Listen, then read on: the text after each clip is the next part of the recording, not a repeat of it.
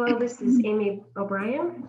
Good evening and welcome to the Chenango Forks Board of Education meeting, April 19th, 2021.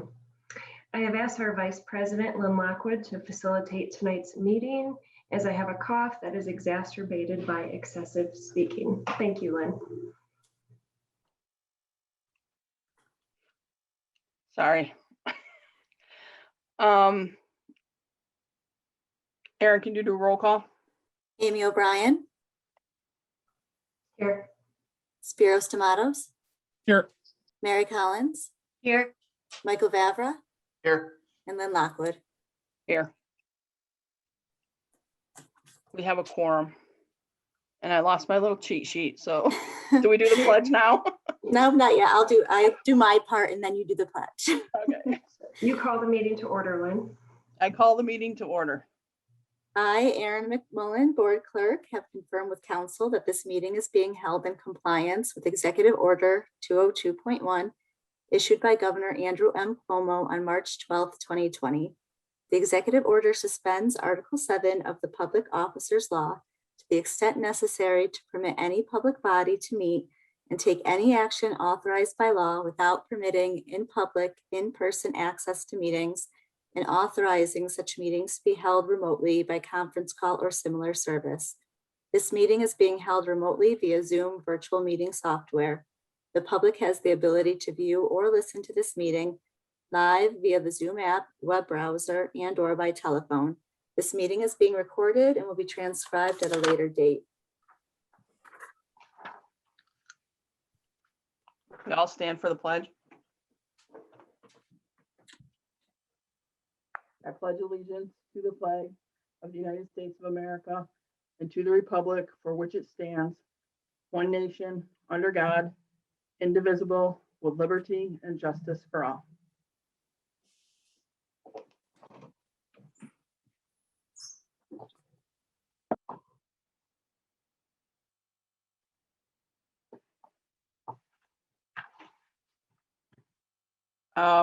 So we're going to go into executive session. Can I get a motion?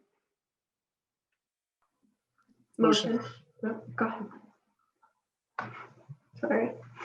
Do I have to read this? Consideration of executive session to discuss matters relating to the appointment, employment, promotion, demotion, discipline, suspension, dismissal, or removal of a particular person?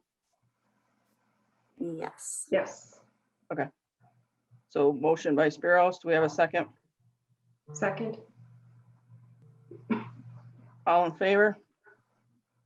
Aye. Aye. Aye. Aye. Do we have a time limit on this, or are we just going in and coming back out afterwards? I believe one of the people that was in there was going in with an understanding that it would be 30 minutes. Okay, we'll reconvene.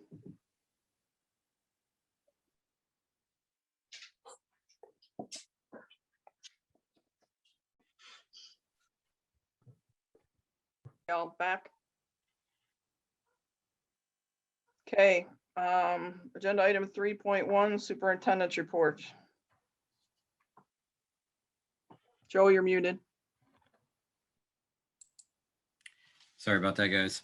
My first one is Heather Zabrowski. Is Heather on, Aaron, anywhere? She is.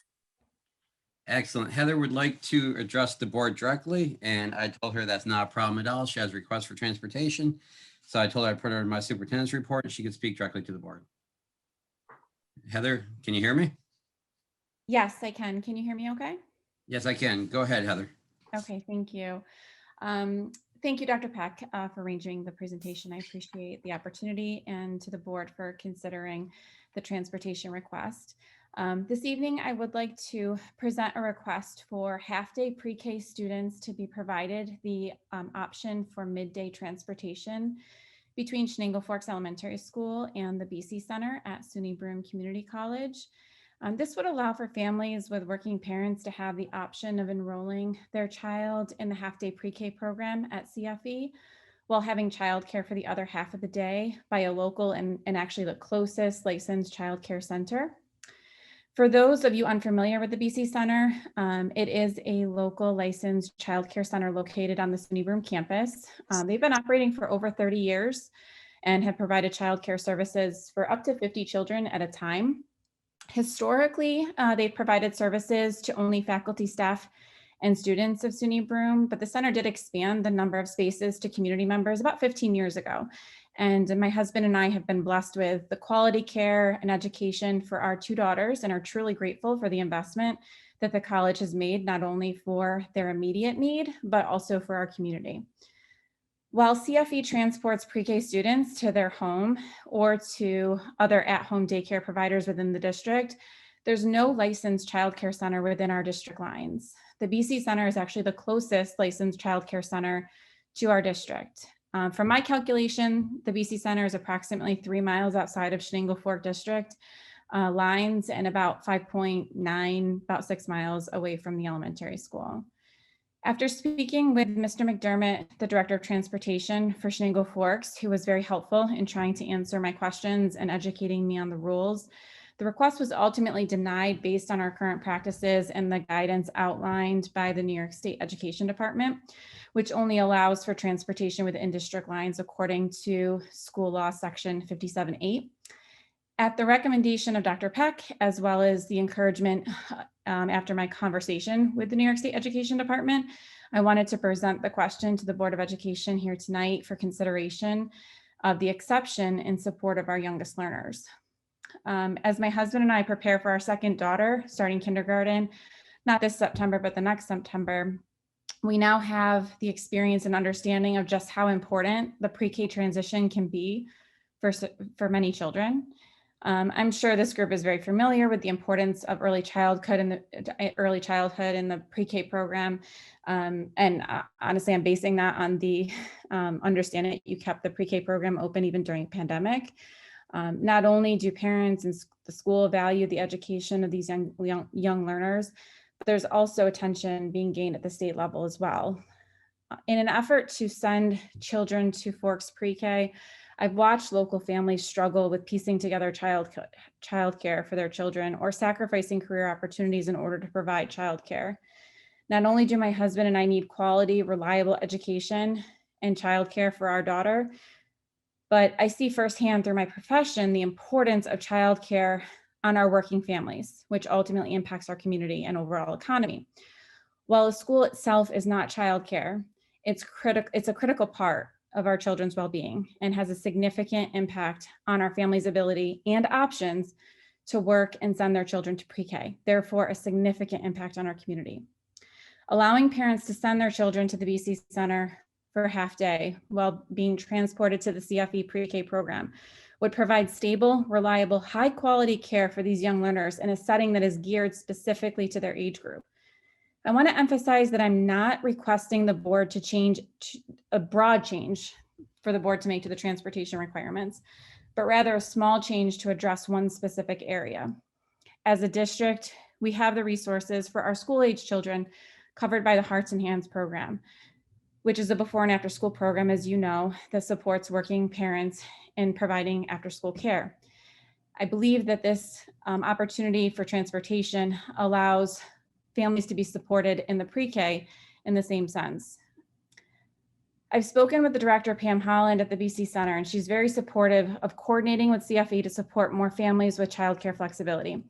She's experienced in doing so with Chenango Valley School District, where certain children have been enrolled half day at CV pre-K while being transported the other half of the day to the BC Center. According to Pam, the arrangements are seamless. In addition, as the director at the BC Center and one of our local experts in childcare, she's actually a childhood professor at SUNY Broome and has over 20 years of experience herself. She sees the benefits that this type of arrangement can have on these children. I realize that it's easy to look at this request as a dollar figure or a stated rule and say no. But instead of saying no because of funding or inconvenience, I encourage us, the community, the Board of Education, and the district to look at this as an opportunity. First and foremost, for an opportunity for our youngest learners, the opportunity for high quality pre-K education and a supportive transition with their fellow CFE classmates is critical to their future growth. Second, this is an opportunity to support our families, giving our families a solid, reliable childcare option while knowing that they're able to support their child's education. Parents are able to take work opportunities to support their families that they may not have otherwise been able to take.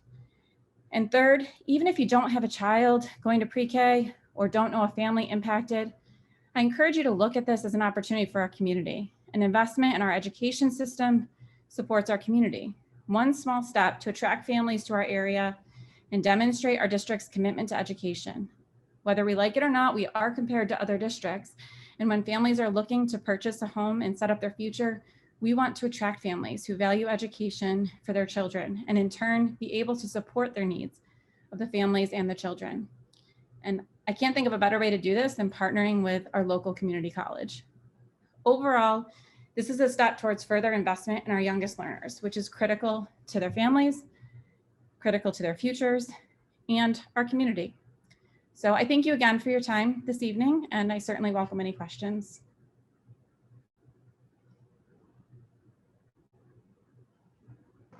I don't have any questions. Thank you.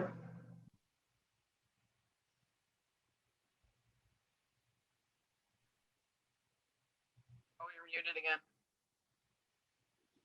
Any board members with questions? I got one for Bernie, actually. It sounds like a wonderful idea, but I just don't think it's legal. And I mean, Bernie's our transportation guy. I mean, what's your opinion on this? Well, my understanding is the commissioner's regulation allows transportation to a child care center within your district boundaries. And even in 2008, there was a request to the commissioner to review. And at that time, they reiterated that you cannot transport outside of your district.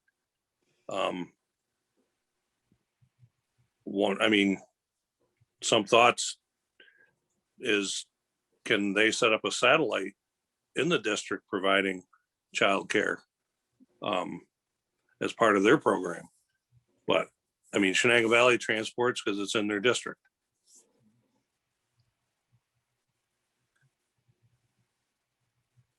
Thanks, Bernie. Yep.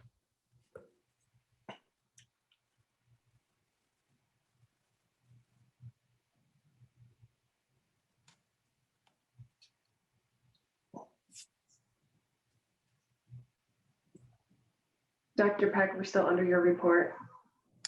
Is that it for Heather, for Ms. Zabrowski? There's no other comments back? Bernie, could you do it without aid? Without transportation aid? Well, there's no aid for pre-K transportation. It's a district expense.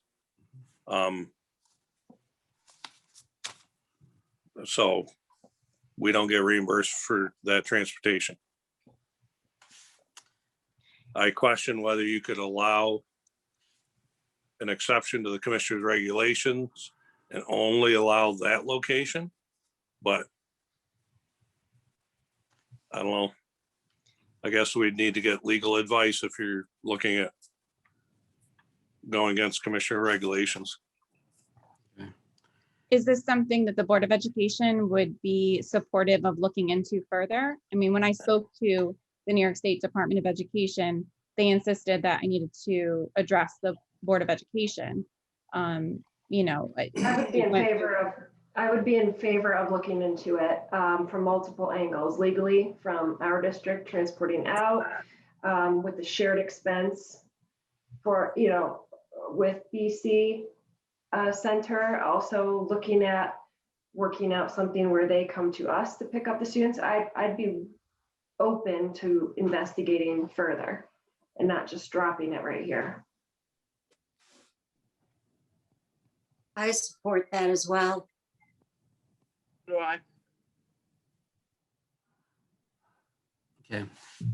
Heather, thank you. The board is going to look into it further and we will get back to you in a upcoming meeting. okay, thank you very much. I appreciate the consideration. Have a good night. Thank you, you too. I'm going to skip to number 3 really quick. Senior graduation, there was a poll that was done by Mr. Palmer, senior class advisor this morning. And it was basically 2 to 1. I think 65 to 35% of the seniors want to graduate on the turf field. and they will hold their graduation on the turf field. And there will be limited to 3 people per graduate. So if Mike has a graduating child, you would be able to come with your wife and one other person. And that's just to meet the state regulations right now of attendance. Our turf field holds a little over 1,900 people. I don't have the regs in front of me because I'm not at my desk, but I did the math with the graduating class, with the board, with whatever faculty we have there. You're gonna come out to 1 senior and three adults. So quick FYI on that. I know I had to reserve MacArthur Stadium, not MacArthur Stadium, I'm sorry, Nice Lake Stadium. But again, that was just in case, and we never paid any money down. So I will have Mr. Daniels call them tomorrow and let them know that we do not need that for June 25th. So that thing. Joe, can I just make a recommendation that we advertise a lot now until graduation about how spectators have to have either a COVID test or full vaccination, so they don't get surprised at the last minute. I got to be completely honest with you. I do not have the foggiest idea on the planet how you're going to enforce that on an outdoors turf stadium. I get that too, but I'm just saying, I mean, as long as we just keep putting it in writing so parents know, and it's up to them to do whatever. I just want the district to be able to do that. Yeah, I'm going to tell the board right now that that's not enforceable. Yep. You guys all seen our turf fields. You can come from 300 different ways to get to those bleachers, and there's no way we can catch you. So we will put it out there for liability reasons that you have to have a double vaccination and, or a negative COVID test. Is that current guidance right now? That's current guidance. Yep. But aren't we going to require masks be worn? Yep. And we're talking about 1 ceremony, not 3 ceremonies? 1 ceremony with 3 people. Yep. And that's the reason why I originally went down to Nice Lake Stadium, because we could have had 4 or 5 entrances. You could have policed that to make sure that people obeyed. And you could have spaced out Lynn probably enough that you didn't have to wear masks, because you could have got 6 foot between everybody. But the seniors want it at the turf, and it's the seniors' graduation, so they get final say. We do see the ridiculousness in requesting or requiring vaccination and a mask, right? Oh, completely. I just wanted to make sure that we said as a district, you got to do this, but like Joe said, it's really unenforceable. What do you mean requiring vaccination and a mask? That's what they just said. That was that's the requirements from Cuomo. That's New York State requirements. Oh. You have to have vaccination or a negative COVID test within like 3 days or something, right? Yep. Yeah. And I think you can do the antibodies too. Again, I don't have the documentation on my desk. I'm not in school, obviously, but you have to prove that. But Lynn, our stadium. If someone wants to sneak into the bleachers, how are you going to stop them? Well, what are they doing now for sports with the spectators? How are they limiting the spectators? It's a simple sign-in. It's not vaccination cards. Right, but are they not letting people in? Like they're making them sign in? We don't have people sneaking in to spectate sports. You can have up to 200, Lynn. Thankfully, any sporting event, we haven't had more than 200 people yet, so. All right. And the last thing I have is the board had some projects. I'm sorry, it's been a long day. The board had some questions on the current capital projects. So I asked Adam Krager from SEI to answer any questions the board would like to pose to him. And Adam, you're on. I see you're on. Good evening, guys. How are we doing? You guys all know Adam, right? Correct? Okay. I told him it wouldn't be anything too harsh, so he's ready for whatever questions you have. Adam, if you just want to tell the public why our project was delayed, because we were technically supposed to start in the spring, I think, of this year. Can you just explain why we're now going to have to wait till next year? So I think as maybe some of you know, we had to make a switch at our construction manager. In doing so, we've been taking some time to get Tamco, your new construction manager, up to speed. And we are trying to reconcile where we're at right now. And we're hoping to be able to present something formal to you guys very soon. If not, maybe next month. So, and that's kind of where we're at right now.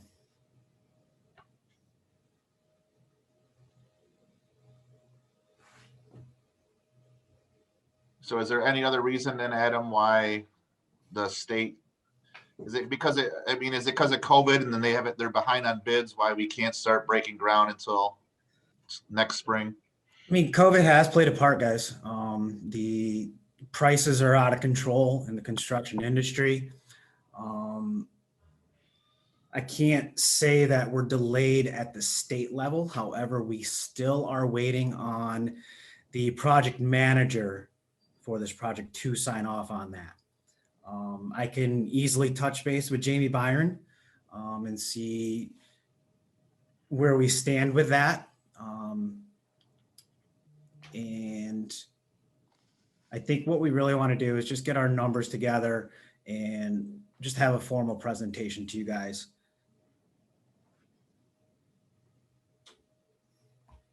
When do you think we can do that? Joe, you and I have had conversations. I don't want to put you on the spot, but I want to. Yeah, I would say May or June, Lynn. One of the problems, he just mentioned Jamie Byron.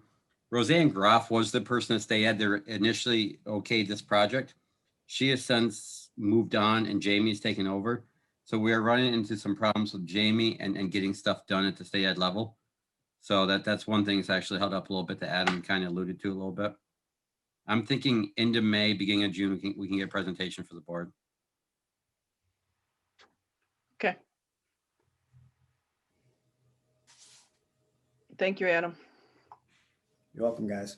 Thank you. Adam, thank you very much. Sure. And that was the last thing that I had. I had just the three. Okay. There's nothing else you had on yours, Joe? Nope, I just had those three. Prom? Do we have any information about prom? Yeah, on the prom, I met with Dave Daniels today and Jason Motel. Right now, about 25% of the juniors and seniors are actually interested in having a prom. Mr. Motel took a survey of all juniors and seniors. 70% of the people actually answered, which tells me 30% that didn't answer don't care, else they would have answered. So it came down to about 25% actually want to have a formal CF prom this year.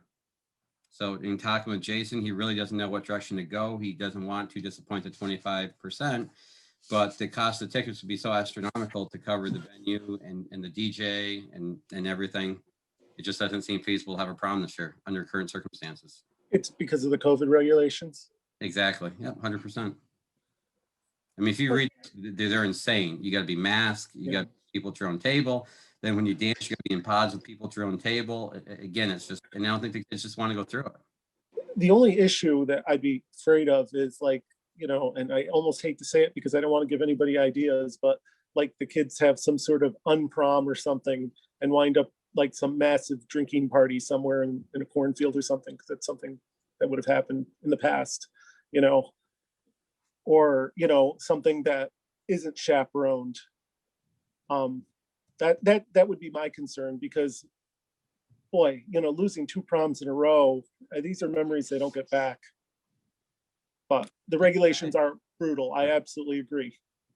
I think the biggest, you know, the hurdle talking with Jason today, Jason Motel is our junior class advisor, obviously, was the 25% that was interested and what the price of the tickets would actually be just for that 25% to cover everything that would go into the prom and how much it would cost. So, and I told him as a school, we can't give money to offset it. It's not fair. We wouldn't do that as a school district. So that was one of his biggest issues, is how would you cover the price if only 25% of the people are going? Is it possible that you have a booster group like you do with sports, and they can work together and work with Mr. Motel and see what options they can come up with? It may not be a full-blown prom like they're used to, but if there could be something. Yeah, Mary, I think there's a lot of alternatives out there. We didn't close the door on anything today. Remember, within a course of a week, the CDC went to, you can't leave the state. You can leave the state if you're vaccinated. You can't leave internationally. You can leave internationally if you're vaccinated. You can leave internationally if you're not vaccinated. I mean, all that went down in a week. So our big thing today was what's going to happen next 4 to 6 weeks. If we pull the plug right now on the prom and mid-May comes along or end of May comes along and all of a sudden the restrictions ease or something changes, That's the big fear is we don't know what tomorrow's going to look like, especially the way the regulations change. So no one's saying there won't be a prom. That's kind of why I didn't really want to bring it up too much tonight, because there's still a lot in the works. I mean, that's where we are. But again, no one's saying there won't be. But with 25% interest, again, Mr. Motel is going to have to figure out what direction he wants to go. But it would be possible for a group of parents to step in there and help out. That they would have to work through Mr. Motel. It hits the junior class advisor, Right. obviously. Right.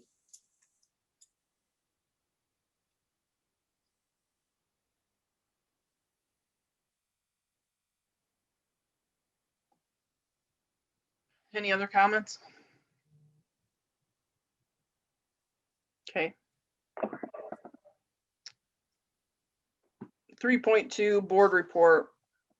We have Mr. Albike from the superintendent from BOCES here to give a presentation on our superintendent search. Hi, Al. Thank you. Hey, good evening, everybody. I'm going to try to have my screen shared here, so let me know if, are you now seeing the presentation? Okay. Yes, we are. Great, thank you. So what I wanted to be able to do tonight, not only for the board, but for the public, is kind of walk you through a search process as you start to look for your next superintendent. And, you know, one of the comments, and I know we had a brief discussion, but one of the comments, probably one of the most important decisions for a board, and quite frankly, for the district, the board only directly hires one person, and that's the superintendent. And clearly the superintendent has a significant influence on the district itself. So the board, you know, typically has three options to consider. You know, one is do the search on your own. I highly do not recommend that. As with any hiring process or personnel process, there are some legal traps you can fall into pretty quickly. So that's not an option that I would recommend to you. You can hire an executive search consultant. There are actually three primary superintendent search consulting firms in New York State. They would typically are charging, depending on the size of the district and the process they use, anywhere between $15,000 and $25,000 for their service. And the third option is to utilize a district superintendent like myself with no additional cost. Now I put on here no additional cost except printing and mailing costs, because that is the official statement for BOCES district superintendents. However, if we do a search for you, we're not going to charge you for printing and mailing. It's so inconsistent, and quite frankly, we're using less and less printing and mailing to perform these services. So if you utilize a district superintendent search from me, there would be no additional cost to have that done.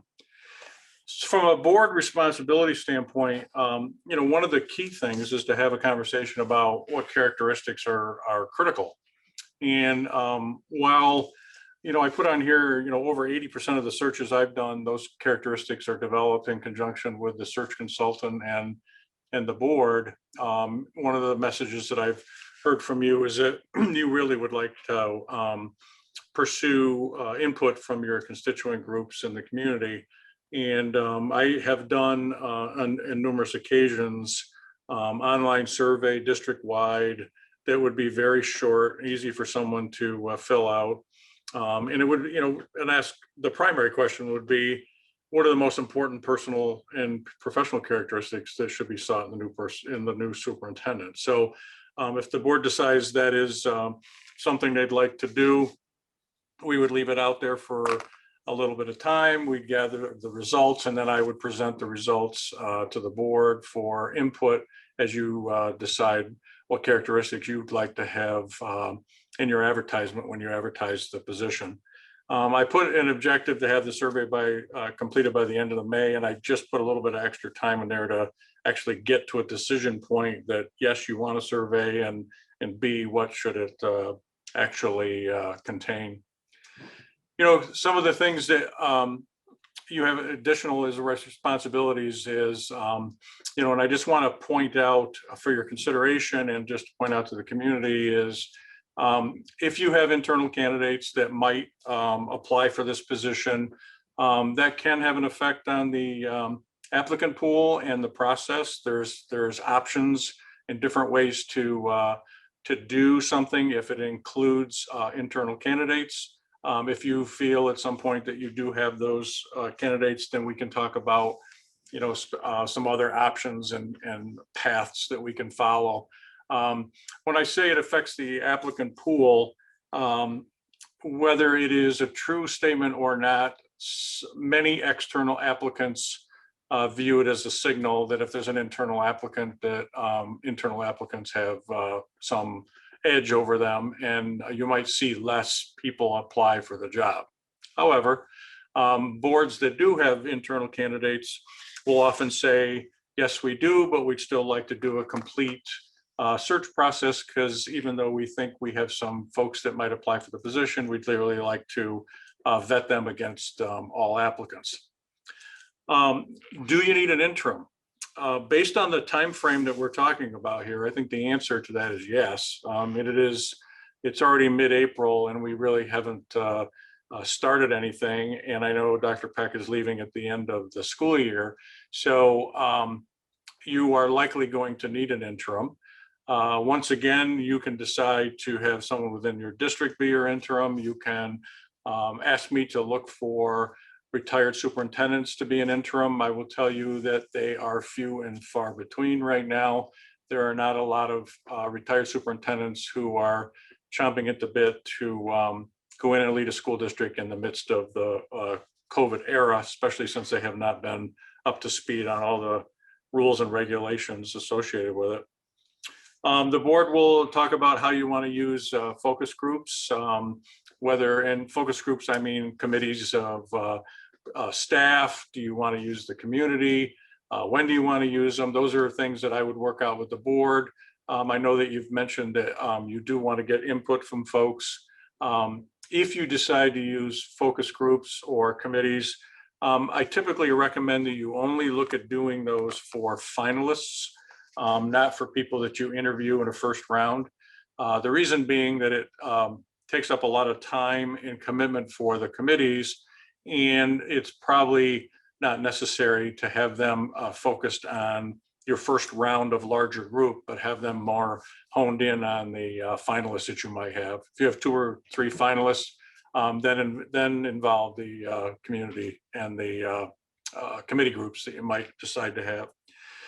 Decide on a salary range. I can provide information to the board that would give you the salary ranges for school districts of similar size to you, school districts within our BOCES region, and give you some information to help with that and make recommendations to you as we're moving forward.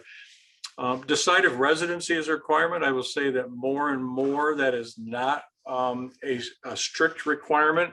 What boards have been more clear on is that they want a superintendent who's visible, available, and present at school events, regardless of when they are.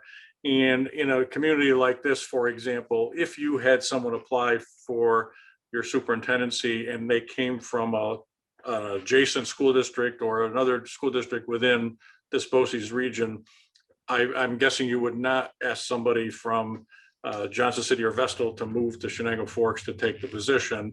I'm recommending that you don't ask them to do that. But if residency, you want to make it a strict requirement, we can certainly do it. I would say that is less and less a requirement and more about being around and available. In the case of someone coming in from another state, if they applied, I would at least require them to move within this BOCES region. You can't, it's very easy to get from one school district to another within this BOCES, especially with the highways we have. I always say this to the board, to be willing to dedicate the time to the process. It does take up not only the interview process, but there are workshop conversations that you would have with me. There's training that you would have with me. There's time that we would work to put questions together for interviews. We would work together on characteristics. So there are numerous time commitments and need to have meetings so that makes this thing happen. Then you would, once I present to you a set of candidates, we would decide of all of the applicants who you'd like to interview in a first round. And then you would do interviews of those folks, and then we would work together to decide who you want for a finalist. So there are typically 2 rounds of interviews. One is a larger pool selected from the total applicant pool. And that gives you an opportunity to just get an idea and a feel for the skills and leadership that these people are bringing to the job. But then we narrow it down to finalists, and those would be the ones that would go through the committee process. And then, of course, you select your next superintendent. So I mentioned a couple of these things. What am I going to do? Assist the board in developing the candidate criteria. We talked about getting input from a survey. The board may already have an idea of some candidate characteristics that they'd like to look at. I can help you with that, and I can also share with you what some of the some examples to help you jog your mind and start thinking about them. Education, are you requiring? Do you want to require somebody with a doctorate or not? Are you only going to accept candidates that have been a prior superintendent in a district of your size? That could reduce your pool, but it is an option. You might want somebody who has superintendent experience. And then, is there any particular skill that we should focus on? So in some searches I do, a board will say to me, what we really need in our district over the next X years is to get our district back on track from a financial standpoint. And we want somebody that has proven record and can demonstrate that they have understanding of school finance and school budgeting. Another district might say, no, we've got some academic issues that we've got to really move forward and improve our student results. And so do we want to focus in on those as characteristics when you're advertising? I would make sure the materials and the advertisement, all those materials are created. We do develop a brochure and materials to advertise. That brochure can be printed and or electronic, and typically we would advertise those through most of the New York State organizations, New York State Council of School Superintendents, or NISCUS, NISBA, School Boards Association, some of the my colleagues, the other 36 BOCES district superintendents, who are all search consultants, have a pretty good idea who are in the candidate pools out there. And then we would collect and distribute the information about the district to provide to candidates. So we would work with your communications person, who happens to be our employee, to make sure that we've got representative photographs, representative information, something that gives an applicant a good picture of what Chenango Forks is all about and concentrates on the positive things that you're doing there.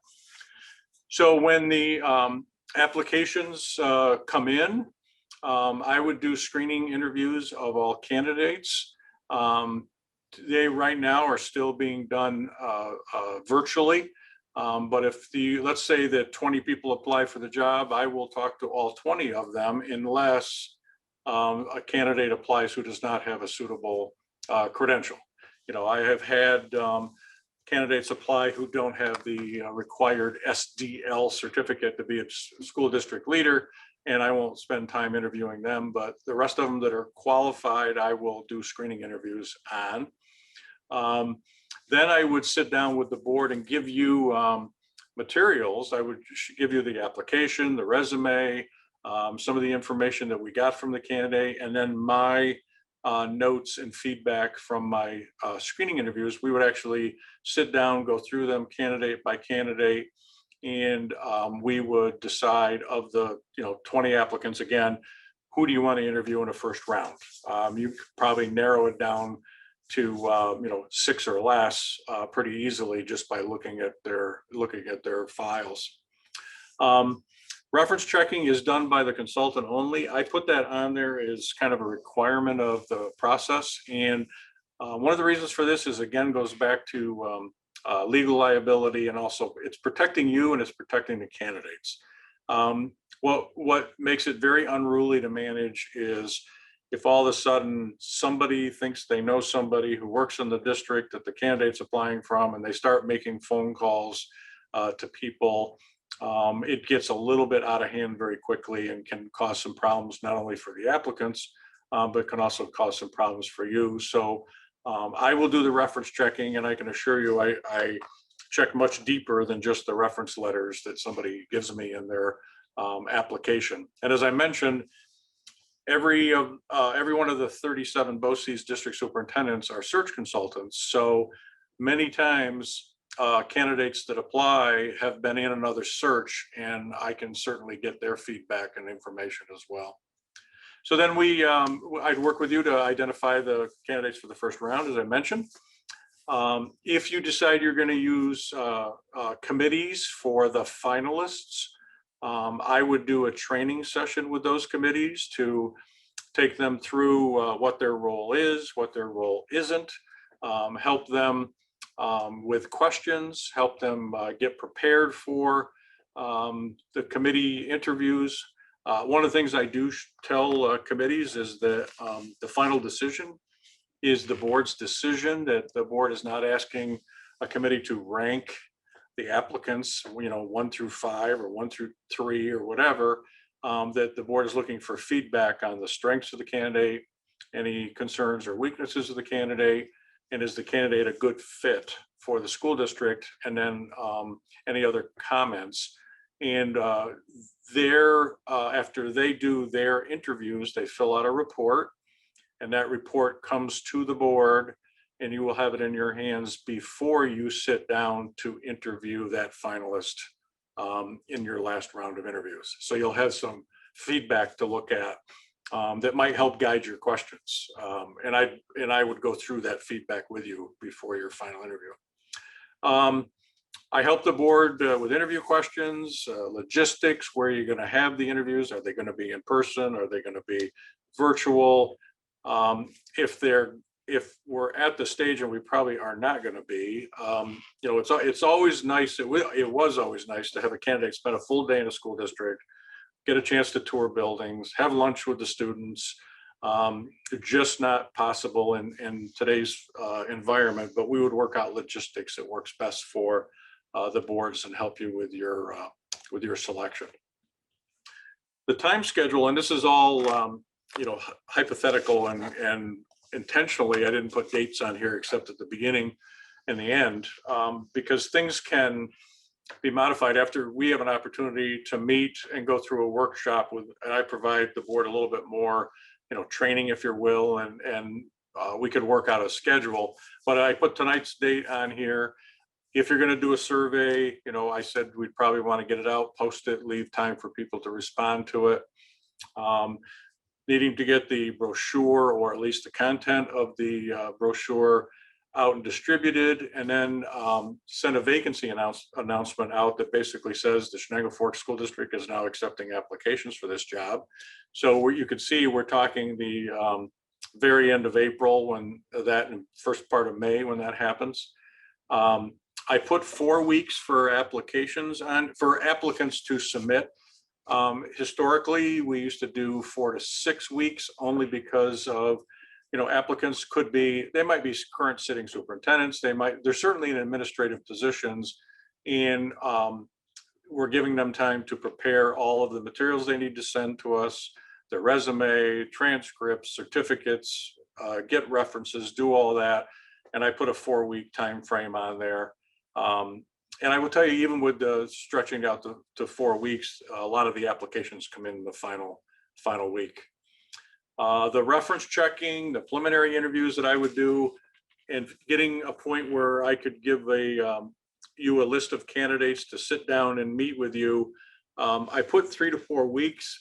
That probably could be shortened a little bit if it's virtual, because it is a little easier for me to schedule these screening interviews virtually than it has been arranging people's travel calendars and my calendar.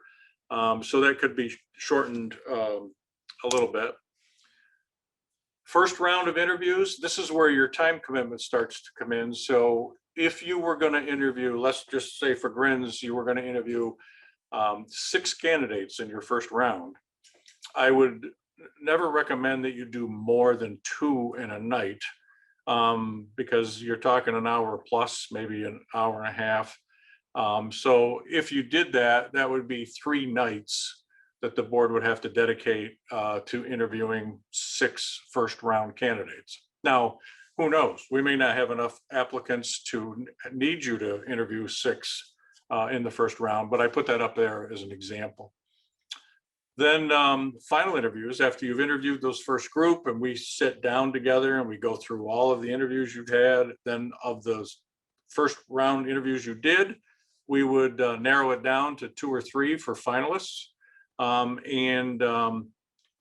I put here in red is that this is what's bothering me a little bit about the time schedule that we're in here. If we're going to use committees and we're going to get into interviews, summer does present certain challenges, especially if you're going to use staff for committee interviews. I don't know what the Chenango Forks rules are, but in some districts, you would have to pay the people to come in if they're not working on the summer, and then being able to chase people down. So that the schedule can be a little problematic here. So because I'm anticipating a little bit of problems in the summer, I said, well, maybe we'll be ready to offer a position to a candidate in September and have that person start in September. However, if you're hiring an sitting superintendent, that's a horrible time for them to move to a new position. And some of them have in their contracts, 3-month notice requirements. So, because we're so far into April, this does present some particular challenges. One thing the board could consider is if you decide, back to one of my initial questions, if you decide that you have candidates within your district that you'd like to review, you always have the option of doing a review of all of those candidates, your internal candidates, before you open it up to a completely competitive search. That's an option, but I'm certainly willing to work with the board on whatever schedule or whatever approach you want to take here. But I don't see a way that you're going to be able to avoid the need to have an interim in place, because I don't see a path right now that you would have somebody through the interview process and decided on and ready to start and hit the job on July 1. So I talked really fast and I said a lot of things. So are there questions from the board that I could answer?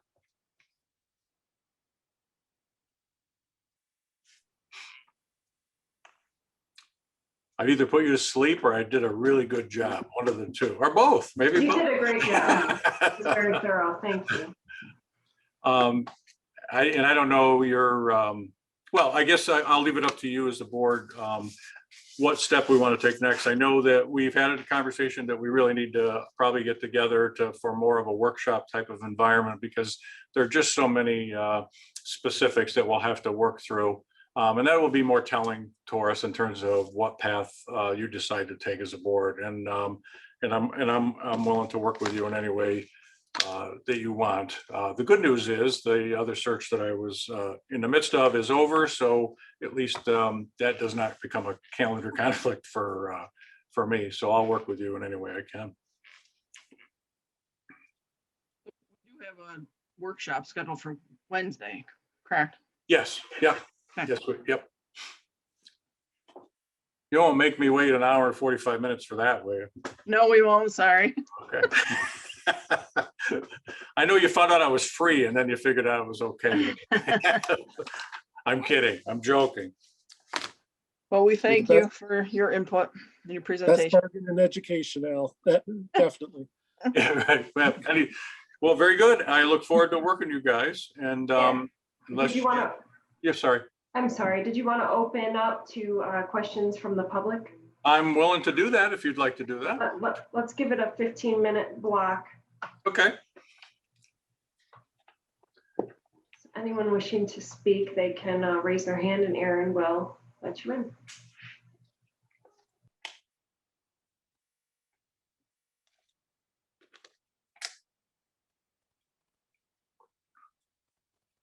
Okay, no hands. No hands. All right. All right, well, thank you.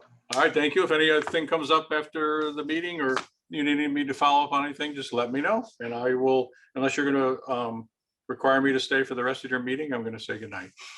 Good night, Al. Thank you. Good night. Thank you. Good night.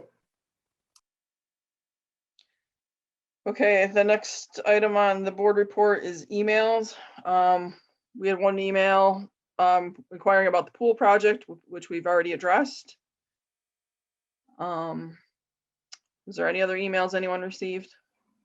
I received one. I'm not going to say the individual's name, but it's regarding the prom and the interest in allowing students from other districts to attend.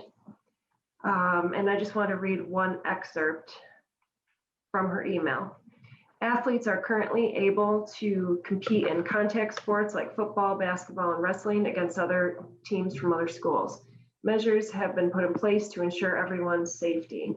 If there are appropriate guidelines in place at the prom and reasonable accommodations are made to keep everyone safe, might the district consider allowing this? The prom will be outside, masks will be worn, and waivers could be signed just like at a sporting event. The district could also require any student outside the district to provide a negative COVID test to attend. As COVID cases decrease, more people are vaccinated and schools are returning to full-time in-person learning.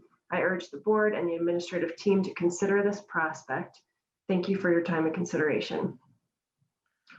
I don't know if we want to address this now or wait until we know we're having a prom.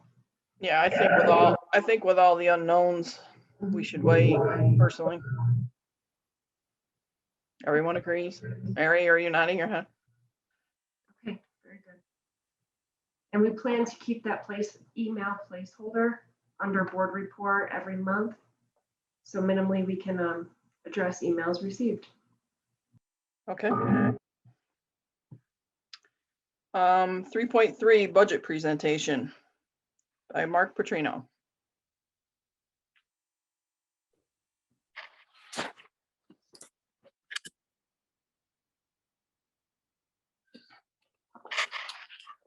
All right, good evening, everyone.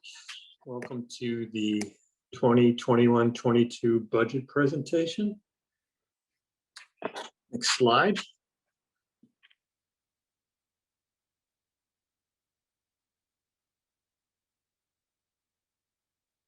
Sorry, I'm clicking. It's just not changing for me yet. There we go. Okay. All right, the key items that were in the presentation that we did in March. Foundation aid was going to be flat for the second consecutive year with stimulus funds offsetting the local district funding that has the local district funding adjustment. The TRS increase of 2.83%. Of the $898,079 budget increase, $661,524 was attributed to health and dental, and $372,000 was attributed to BOCES services. The tax levy increase of 1.43% was the tax cap limit. And there was a budget gap of $283,407. Next slide.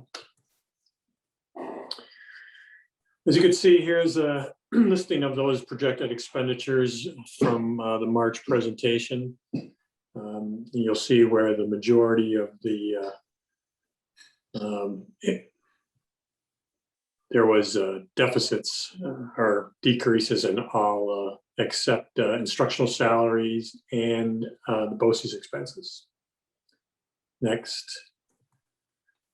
And here's the benefits and the health and dental, and their increases for the total of $898,079. Next slide. This is the revenues that were projected. And their increase amounted to $614,672. Next slide. So that gave us the $283,000 deficit that we were looking at.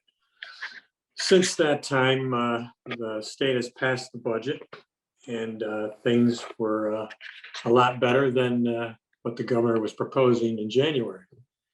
The state budget passed, increasing the district's aid to $412,781 since the last presentation. The state is going to phase in finally the full foundation aid formula over the next 3 years. Now, there is nothing written that says that they have to, but this is what they say they are going to do. This, though, will not really apply to Chenango Forks since their foundation aid formula was fully funded. And so therefore, Forks will only receive the minimum increase in the coming years. Additional state aid used to close the March gap and reduce the use of reserves. The governor's proposal to roll out BOCES and instructional materials aids into foundation aid did not pass again for the 3rd year in a row. That is a good thing. And the balanced budget, balanced the budget while maintaining all programming and staff. So these are the projected expenditures of our finalized budget. Pretty much everything remained the same. There was a slight adjustment in the BOCES expenses, which brought their increase to $373,429. And majority of that adjustment was due to the special ed slots that we had to reserve for next year. Kids moving in, moving out. There were some adjustments there. Next slide. The benefits pretty much remain the same. And with that, the increase in the budget, $898,079, was exactly what we had in March. Next slide. So the revenues, the changes in the revenues were the state aid. And with that change, it allowed us to reduce our use of appropriated reserves. So that brought down our appropriated reserve compared to last year's budget of $100,890. Next slide. So the budget expenses equals the budgeted revenues, and that is $35,254,318. This is a 10-year analysis of the Chenango Forks tax levy. You can see pretty much we've been around 2%, and the 10-year average is 2.35%. Next slide. So the federal stimulus funds that that have been passed by Congress, there's 2 groups. There is the CRRSA stimulus and the ARP stimulus package. So what that means is that they decided that the stimulus funds would not be included in the general fund. Stimulus funds will be treated like grants. So you're going to have to apply for them like title grants that we have. And the time frame for using them is not going to be in 1 year. So there's going to be multiple years to use this. So districts will be required by July 1st to post on their websites plans for use of the aid, which will prioritize spending on non-reoccurring expenses, basically to be using them for one-time expenses, for safe return to in-person instruction, addressing effects of pandemic disruptions upon students, purchasing technology, investing in early childhood education, and other purposes, including operating schools and meeting the need of students. Districts will be required to seek public comment before posting their plans. The budget also includes language to require districts to reserve at least half their allocation and spend 12.5% of their allocation each year. So in the 21-22, so this will be over the course of the next 4 years. Not including any spending from their remaining half. Okay, so what this means is this districts would be able to spend not be able to spend any more than 62.5% of their total allocation in a single year, and then spending 12.5% in any of the other years. The potential allocation for each stimulus right now, as it stands, is $1,270,166 for the CRRS Appropriations Act and $3,129,053 for the American Rescue Plan. Now that, again, there are strings tied to these grants and how they can be spent. And as of yet, districts have not received guidance on what those restrictions will be. Next slide. And any questions?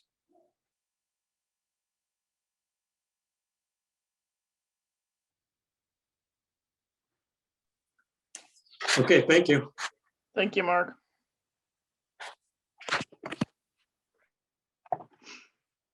The next agenda item is public comment. Aaron, do you read this or do I read this? Yep, I read it. I'm just waiting to make sure that it's quiet in my home. Sorry.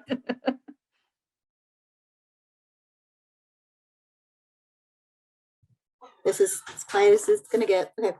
The public wishing to speak to the Board of Education will be allowed this period of time to do so under the following guidelines. Speakers will be limited to a maximum of 3 minutes and the entire public comment session to a maximum of 30 minutes.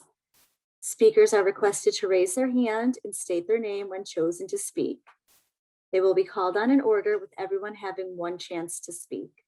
Speakers will not be allowed to personally attack any board member, administrator, or any of the public present.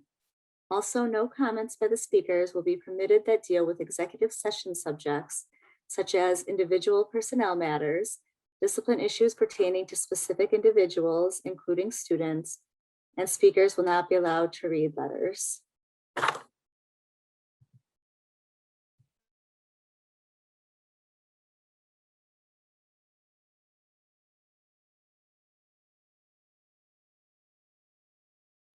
So if anybody would like to speak, they can just raise their hand.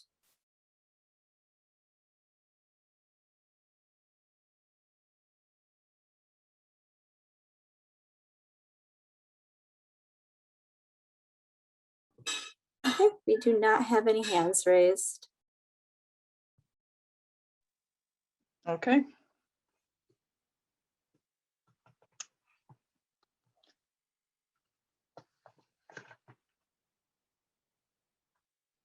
So 5.1, proposed Broome Tioga BOCES administrative budget.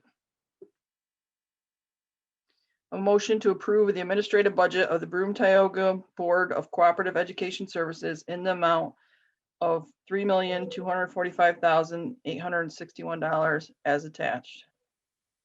Motion. Second. Discussion. Roll call. Amy O'Brien, Aye. Spiros Tomatoes. Aye. Mary Collins, Aye. Michael Vavra, Aye. and Lynn Lockwood. Aye. 5.2, Broome Tioga BOCES board seats. A motion to cast votes for Broome Tioga Board of Cooperative Education Services as follows. Nominee John Crosby, 3 years. Position nominee David Hawley for a 3-year position. and nominee Nick Mattis for a 1-year position. Motion. second, Discussion. Roll call. Amy O'Brien, Aye. Spiros Tomatoes. Aye. Mary Collins, aye, Michael Vavra, Aye. and Lynn Lockwood. Aye. 6.1. Substitute teacher additions and removals. Upon recommendation of the superintendent, a motion to approve the substitute teacher additions as attached. Have a motion? Motion. Motion. Second. Discussion? Roll call. Amy O'Brien, Aye. Spiros Tomatoes, Aye. Mary Collins, aye, Michael Vavra, Aye. and Lynn Lockwood. Aye.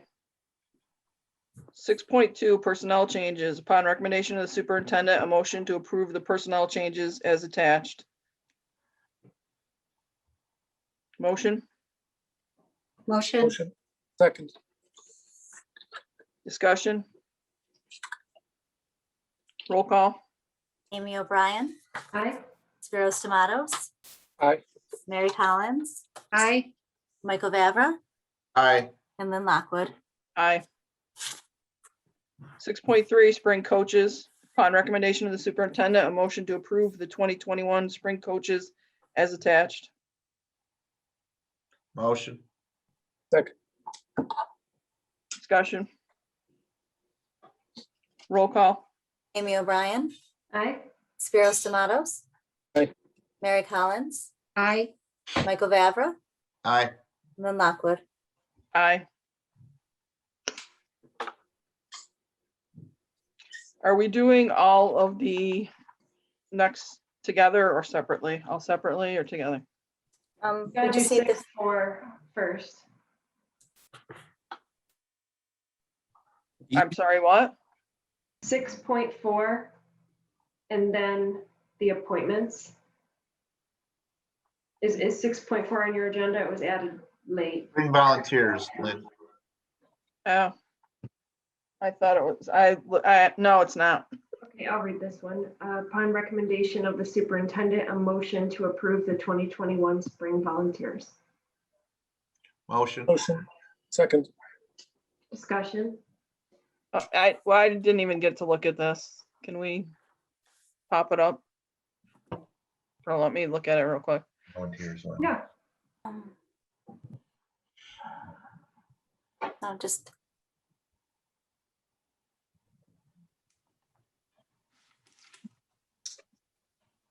So it's just volunteers helping out with the spring sports.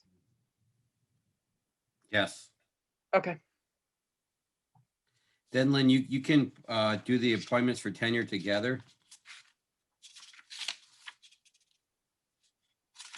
But I should read all the names and tenure areas. That's up to you. You don't have to. You can just do 6.5 now, I guess it is, through 6.12. Okay. All right, so we still have to, we had a motion for 6.4 in a second. Yeah, we're in discussion right now. All right, so roll call. Amy O'Brien, Aye. Spiros Tomatoes, Aye. Mary Collins, aye, Michael Vavra, Aye. and Lynn Lockwood. Aye.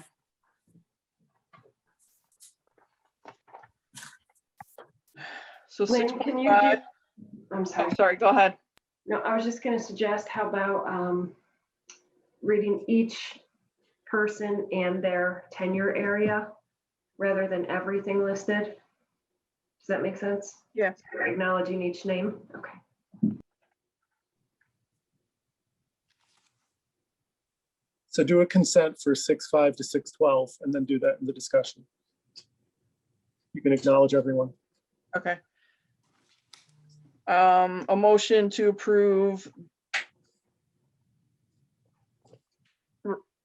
Upon recommendation of the superintendent, a motion to approve the following tenure, 6.5 through 6.12. Motion. second, Discussion. Aubrey Hartrick,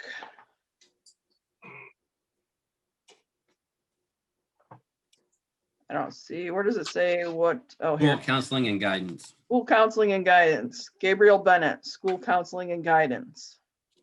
Justin Flannery, physical education. Daniel Pace, music. Stephanie Mochler, how do you say her name? Yeah, but you skipped Karen Hansen. Oh my goodness. Karen Hansen, English to speakers of other language. Daniel Pace, music. Stephanie Muchler, school social worker. Nick Groover, teaching assistant. And Christina Smith, teaching assistant. And again, Lynn, we usually have these people stand up when we're in person. We congratulate them and tell them what a nice job they've done and congratulations on your tenure. I'm not sure who's on, so I will congratulate whoever's on their tenure. Job very well done. And again, congratulations, but much more personable in person, if that makes sense. It's very hard to do this over Zoom, so I apologize to all people getting tenure, but I'm sure they're getting tenure, so they don't really care that it's over Zoom. Thank you. Any other discussion? Roll call. Amy O'Brien, Aye. Spiros Tomatoes, Aye. Mary Collins, Aye. Michael Vavra, Aye. and Lynn Lockwood. Aye. And Lynn, you can group 7-1 to 7-6 if you want to.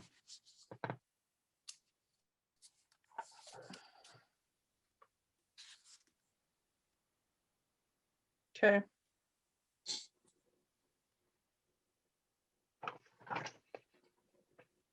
So what do I say for the motion then? Because they're all different. Yeah, motion upon recommendation of superintendent, motion to approve 7.1 through 7.6. On recommendation of the superintendent, a motion to approve 7.1 through 7.6. Motion. Second. Discussion. On 7.2, is that club a middle school, high school club? I know we used to have two different levels of it. I believe it is, Mr. D'Amatos, is taken out of the contract. It's already a form club that came right out of the contract. So I think Right. But I think we had two different levels. So I'm just saying, is this one club going to be available to both middle schoolers or high schoolers? Or are we approving two, because it was two separate clubs? Aaron, do you know what the answer to that? I thought it was both. I do not, but Mr. Rulo is on. Jessica Seaver is the librarian for both the middle school Both and for buildings. the high school. It's two separate clubs. So this specifically middle school. Right. Yes. So this is just the middle school club. We are, I think, I think one of the clubs was already approved, if I'm not mistaken. It's not It in doesn't front of me. say. Yeah, it's No, you not, wouldn't know because Seaver's the middle school, high school librarian. right. So there is a middle school library club and a high school library club. But I don't remember which one this one is. I don't remember approving the other one. No, neither. Hold on, let me see if Jessica's on. The last bullet says promoting reading through the MS. Okay, so middle school. Good catch, Bernie. Thank you. All right, so we're voting on the middle school club right now, Yes. just to make sure. Okay, all right.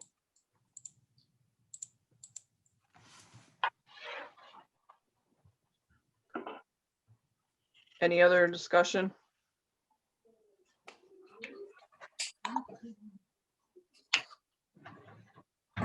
Roll call. Amy O'Brien, Aye. Spiros Tomatoes, Aye. Mary Collins, Aye. Michael Vavra, Aye. and Lynn Lockwood. Aye. 8.1 financial dashboard for And information. Just information with 8.2, 8.1, 8.2 are just information. Yep. Then you can group 8.3 through 8. Actually group them all if you want to. You can group them through 8.5 14.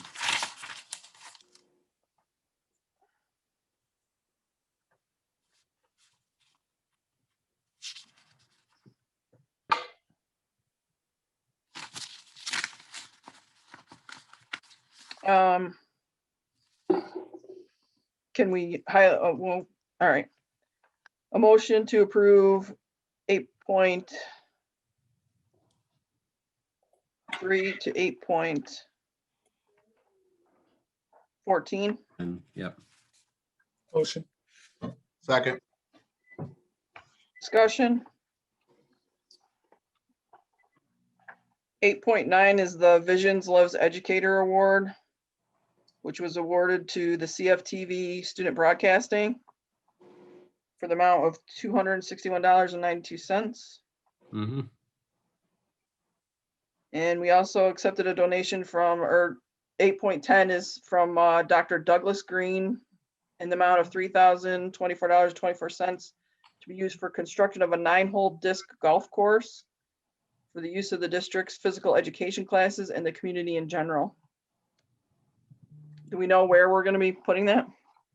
We don't. Doug Green does our independent evaluations for our APPR, and he literally donated all the money back to the district that we paid him. And I've been working with Dave Hogan. Dave said he would get this up and running if Doug donated the money back. So that's something that Coach Hogan is going to oversee. Okay. Big thank you to Mr. Is it Dr. Green? Yep. Yes. Yeah, big thank you to him. That's wonderful. So then the public would be able to use it when school is not in session. Right. That's, however Mr. Hogan oversees that. And again, if it's outside, but like the baseball field or soccer field or turf field, I mean, we're not using it to be open. Okay. Any other discussion? Roll call. Amy O'Brien, Aye. Spiros Tomatoes. Aye. Mary Collins, Aye. Michael Vavra. And Lynn Lockwood. Aye. 9.1, approval of Board of Education meeting minutes. Upon recommendation of the superintendent, a motion to approve the Board of Education minutes from the regular Board of Education meeting, March 11th, 2021, the special Board of Education meeting, March 19th, 2021, and the special Board of Education meeting, March 31st, 2021. Motion, Motion. Motion. second, Second. discussion. Roll call. Amy O'Brien, Aye. Spiros Tomatoes, Aye. Mary Collins, Aye. Michael Vavra, Aye. and Lynn Lockwood. Aye. Number 10, proposed executive session. A motion for consideration of executive session for discussions involving contract negotiations. Motion. Second. Go ahead, Mary. Discussion. Roll call. Amy O'Brien, Aye. Spiros Tomatoes, Aye. Mary Collins, Aye. Michael Vavra, Aye. and Lynn Lockwood. Aye. Will we be making any decisions? Okay. So we will only be coming back out to close the meeting. So- And board is the link that says second executive session that I sent out. It says second on it. I'm gonna need 5 minutes. So if we can just take like 4 minutes before we go into exec, if that's okay. Certainly. And All right. I know Lynn is running the show tonight. I just want to remind everyone, in case we lose the majority of the audience, our next regular board meeting is the 6th, correct? May 6th? Okay, and we plan, God willing, to be in person. Yeah. So just want everyone to know. All right, all. Go ahead, Lynn. Thank you. We plan to be in person, but we're going to be broadcasting, correct? Over Zoom. Yes, from now on, we are going to be recording and making available all of our meetings. So some good has come from this crazy year of COVID. Okay. So soon as Lynn jumps on, let's kind of go backwards and motion out of motion into open session because we forgot to do that. So we'll have to have those for Aaron. I think Lynn's in the audience. Okay.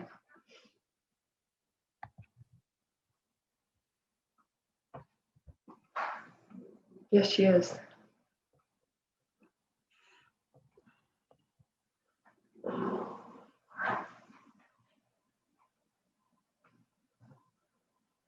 Aaron, are you there? Let me throw her a quick text. I normally let her know we're coming out, and I did not this time.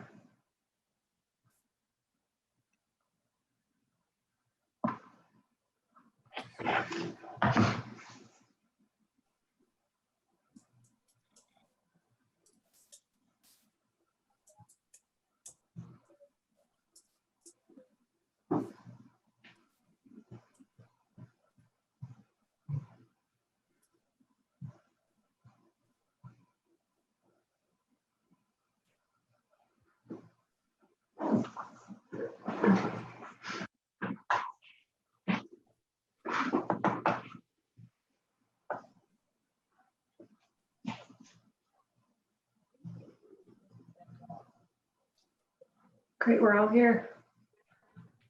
Lynn, we got booted out of executive before we. Yeah, I Okay. know. All right. I could hear you guys. You could, when you're in the audience, you can hear everything. Oh, good. All right. Well, let's do that motion just so Erin has it for her records. We gotta have. All right, do we have a motion?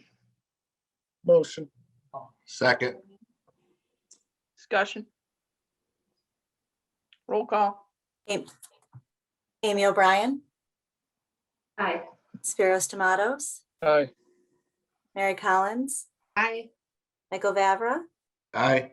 and Lynn Lockwood. Aye. Motion passed. Hey.